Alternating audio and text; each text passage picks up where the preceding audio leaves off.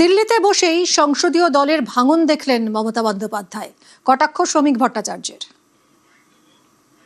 এরপরে এরা প্রতীকের দাবি করবে, এরপরে এরা বলবে আমরাই আসল তৃণমূল। তো এর জন্য তার বিজেপি দায়ী নয়। এখন শেষ মুহূর্তে মুখ্যমন্ত্রী প্রাক্তন হয়ে গেছেন, তিনি তার উত্তরাধিকারী নিয়ে তিনি একদিকে এগিয়ে চলবেন একলা চলার নীতিতে, বাদ বাকি সবাই আলাদা। অদ্ভুত পরিস্থিতি।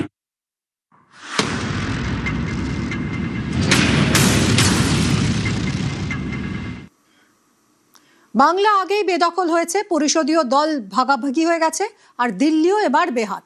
বিধানসভার অ্যাকশন রিপ্লে দেখা গেল এবার লোকসভাতেও। দিল্লিতে বসেই সংসদীয় দলের ভাঙন দেখলেন মমতা। জোড়া ধাক্কায় এবার জোড়া ফুলও কি তাহলে হাতছাড়া হবে?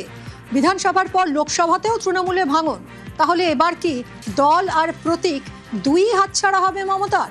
মহারাষ্ট্র মডেলে কি প্রতীক দাবি করবে নব তৃণমূল? কি হতে চলেছে মমতার পরবর্তী পদক্ষেপ, সেটাই এই মুহূর্তে সবচেয়ে গুরুত্বপূর্ণ প্রশ্ন। আমরা অনেকজনই এর মধ্যে আছি যারা বিদ্রোহ ঘোষণা আগে থেকেই করছিলাম, একটু একটু করে নিজেদের মধ্যে ভীষণ ক্ষোভ জন্মাচ্ছিল এবং আমার মনে হলো যে এটা হাই টাইম। কারণ কিন্তু এটা না একদিনের এটা প্রতিফলন নয়।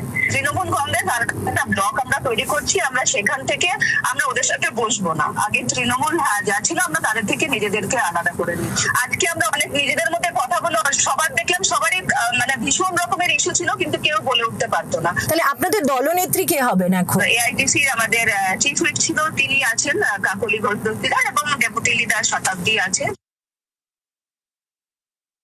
আমরা আলাদাভাবে কেন্দ্রীয় সরকার এবং রাজ্য সরকারের সঙ্গে সহযোগিতা করে উন্নয়নের স্বার্থে সার্বিকভাবে বাংলার উন্নয়ন এবং যার যার কনস্টিটিউয়েন্সির উন্নয়ন, আমাদের সংসদীয় এলাকায় কাজ পিছিয়ে যাচ্ছে, সেইগুলো এগিয়ে নিয়ে যাওয়ার জন্য আমরা আলাদা হয়ে বসতে চাইছি।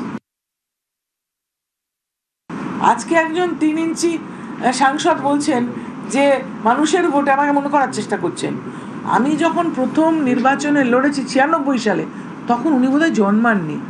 এতটা আস্পর্ধা হয় কি করে যে একজন বয়োজ্যেষ্ঠ মানুষের পরিপক্কতা, অভিজ্ঞতা, তার রাজনৈতিক বিচক্ষণতাকে টুইটারে চ্যালেঞ্জ করছে? এটা ঠিক নয় কিন্তু।